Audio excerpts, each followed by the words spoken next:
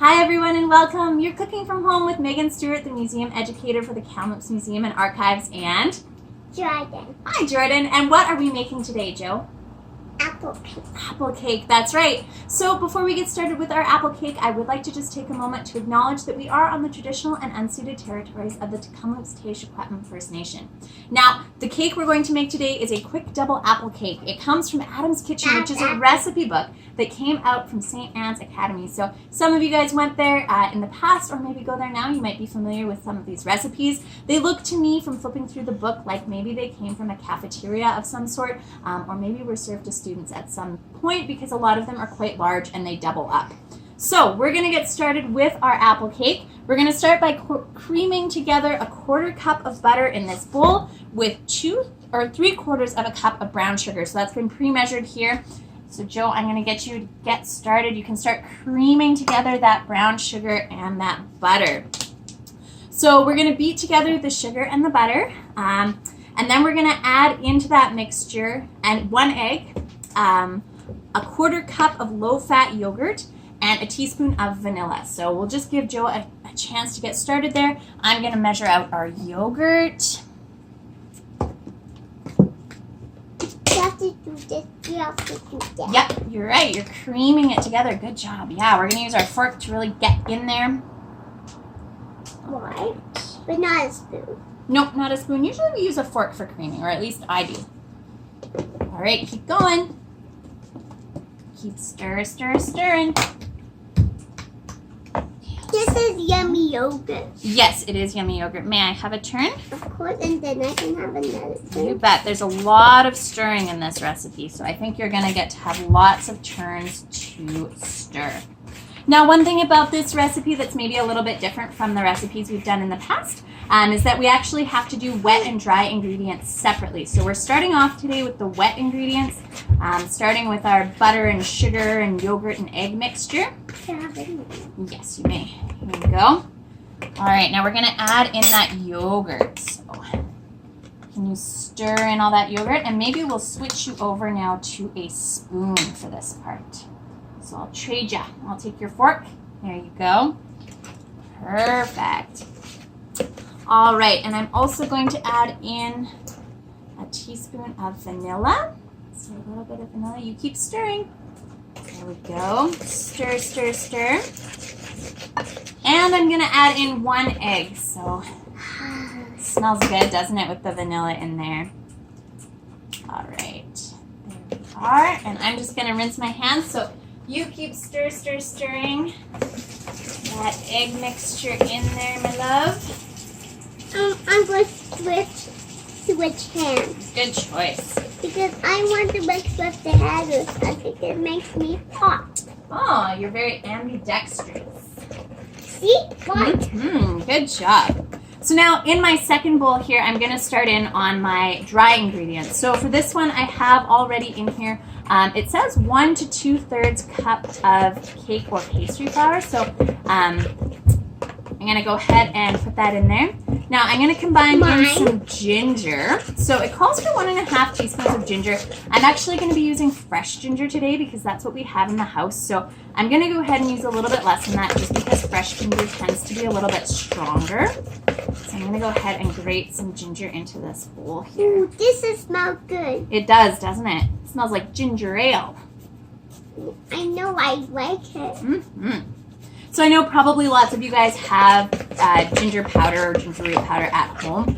Feel free to use that instead. It's 1.5 teaspoons. I'm probably only going to use about a teaspoon here, just trying to make sure that it doesn't get too overpoweringly strong with the... Look, it's getting... Wow, you're doing a great job there. I have to mix fast with that it can get all hot. Okay, and we're going to add in some baking powder. And mine too. Nope, in the dry one first. So we're going to mix into here 1.5 teaspoons of baking powder. Look, I'm almost in the mixture. Good job, Joe. All right, and a little bit of salt as well. And mine too. No, this one goes in the dry ingredients as well. So we're going to mix these all together in just a little bit here. So I'm going to just give them a I'm stir. still mixing. Yeah, you're doing a great job, my love. This is just a little hard. I'm doing very well. You are doing very well. I'm very impressed. All right, so in this bowl, I've got my flour, my ginger, my baking powder, and my salt. In this bowl, we've got our butter, our sugar, our yogurt, and our egg. And now we're ready to start mixing them together. Now, for this one, we're gonna fold into the batter mixture alternatively with some applesauce. So we're gonna be adding in 2/3 of a cup of applesauce. And what it asks us to do here is to add the ingredients sort of one at a time. So a little bit of this, a little bit of applesauce, and then fold it all in. I'm busy right now. I can't talk. Okay. All right, so I'm gonna start with a little bit of applesauce in here. Fold this one into the mixture. I'm not folding yet because it's not hard yet. Nope. Okay, I'm gonna add a little bit of yours. So we're gonna add just a little bit. We'll probably add about half right now. Mine. There you go. Now you keep stirring. There you go. Yeah. But it's wrong. Mm-hmm. Okay, so we're folding this in, and now I'm gonna add a little bit more, probably the end of my applesauce here. Hey, I don't want it on me. Oh no, did you get some on your fingers? Mm. Oh no. Well, luckily for us, we're washable. All right, and last but not least, I'm gonna add the end of our yogurt and egg and sugar mixture. So this one's gonna go all into the bowl. And you know what time it is now, Joe? I know. It's time for us to put the apple slices on. You love this part. Mostly because there's delicious apples to eat. All right, so I'll finish folding this mixture in. And Can I mix it? I'm gonna mix this one actually, And because then, it's delicate and it needs to be just folded in. and then I can. Nope. And then we're gonna put it into our cake pan. So for this recipe, this batter does look quite a bit thicker than I had anticipated. It looks almost the consistency of very wet bread dough. So I'm not quite sure how this one's gonna turn out. One thing I do like about this recipe is that it's relatively low in sugar. Like often you'll find that recipes for cakes have and multiple then I cups. Can talk? Have multiple cups of sugar in there. So this one is relatively low in sugar, which I like. So we're gonna go ahead and put this into our spring form cake pan. And then I just need. All right, so we'll plop this in here. I can talk. I can talk a little bit. Yeah, you can say some things if you'd like. What would you like to say? Good job making some food. Oh, good job to you for making some food. Good job, everyone. Goodbye. Oh, it's not quite goodbye yet. Pretty soon, but not quite yet. So hopefully this cake rises quite a bit. We are using the size of cake pan that was recommended in the recipe, but it looks to me like it's a little bit, like it's pretty shallow along the bottom, how much we've got in there. So we'll have to see how this one turns out. So we're gonna put some apple slices on top. Now, the recipe calls for... Can I put them on top too? You sure can. For 4 apples, cut into circles. We didn't do circles, we just did slices. And they're supposed to be layered on top of each other. So, just, yeah, going around the edges first, hey baby. There you go. Yep. So we're gonna layer on our little apples. Oh, other way, please. So the peel is facing down. Now, I know some people out there might prefer to peel their apples for this recipe. We didn't peel ours. We like the skins, so we're gonna leave them on. But if you'd like to peel your apples, feel free to do so, and please let me know how it turns out. Look at this one. Oh yeah, that one's just a baby apple, just little. I like babies. Mm-hmm. I wish I had a baby like that. Oh yeah? Apple. Oh, I very think cool. it's mom and dad are busy. Yeah, maybe. Oh, look, it's another baby Oh, one. another little baby apple.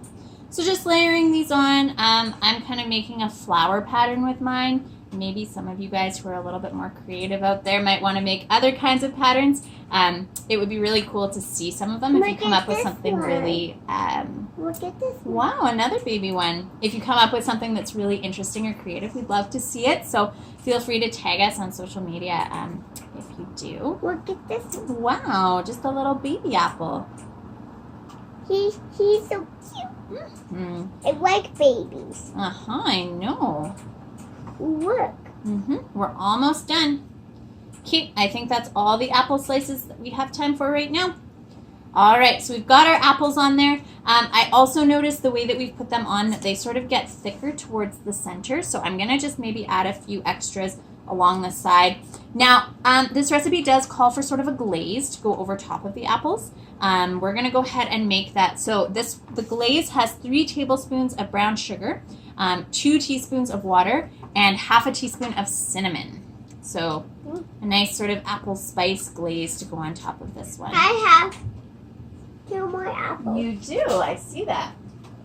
All right, so we've got our brown sugar already in here, so that's 2 tablespoons of brown sugar. I'm just gonna scooch this over, okay? There we go. And now I'm gonna add about half a teaspoon of cinnamon. There we go, maybe a little bit more. Perfect. All right, and I'm gonna grab a clean spoon. 2 of them. Here's one for you. Nope, just hang on one second. We still have one more thing to add. We're gonna add some water to this. So we're gonna add 2 teaspoons of water. Oh dear. It's melting. Yeah, well the sugar is getting all mixed in. So we're gonna put this over top of the apples, and that's gonna make them good and tasty. Ooh, this is so... My spoon is pretty fast. It is pretty fast. You've got a zippy spoon. So this is what the glaze sort of looks like before we put it on. Look at chocolate. It does look kind of like chocolate. It is. It's about the consistency of melted chocolate. So we're going to go ahead and we're going to just drizzle that on. Now the recipe does call for it to be brushed on, but we don't actually have a brush to brush it on. So we're just going to go ahead and do a drizzle. Hopefully that won't affect the quality of the cake too much, but we'll see. Yeah, good job. Take a little bit more. All right. Perfect. Oh, pausing for a snack there. Cool. All right. There we go. So I think each apple slice has a little bit of glaze on it. I think we should be good to go. And so now we're going to bake it at 350 for 40 minutes. So our oven is preheated to 350. I'm just going to pop this into the oven and we'll set our timer for 40 minutes and we'll see you then. Thanks for joining us. See you in a bit. Guys, we are back and our apple cake is finished. One thing I will say about this cake, it's very aesthetically pleasing. It looks really beautiful. Just tilt the camera down so you can see a little bit. So there you go. There's our apple cake. All right, and young Jordan Joe has been waiting very patiently. So Joe, why don't you go ahead and do a taste test for us? Tell us how it is. How did our apple cake turn out? Good. Yummy! Yummy! Awesome. Well, thank you so much for helping me with this recipe, my love. And we'll see you next time. Bye for now, guys.